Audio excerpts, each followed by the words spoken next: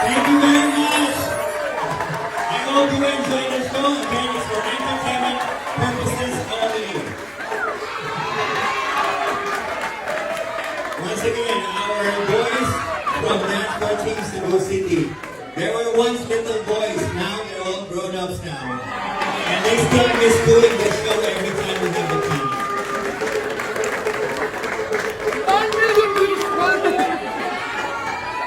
Your one thing is here, this is all. Just for fun, okay? Thank you.